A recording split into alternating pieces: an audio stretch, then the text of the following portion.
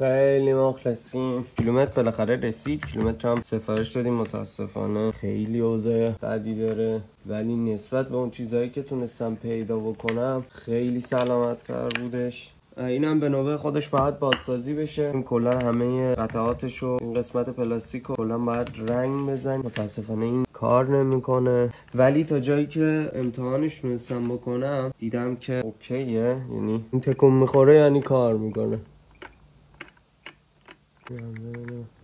دور موتور اینم سالمه. اصلا مهمتر اینه که اینا سالم باشن که سالمن، وگرنه بقیه‌اش رو باید باز بکنیم بازسازی بشه.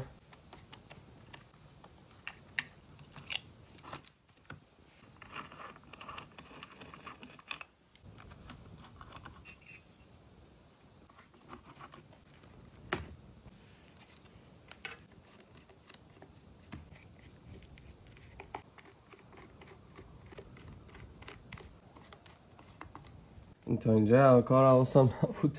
دوربین خاموش شد. خیلی کثیف. اینا باید همه شسته بشه. وضعیت میز که بازش کردیم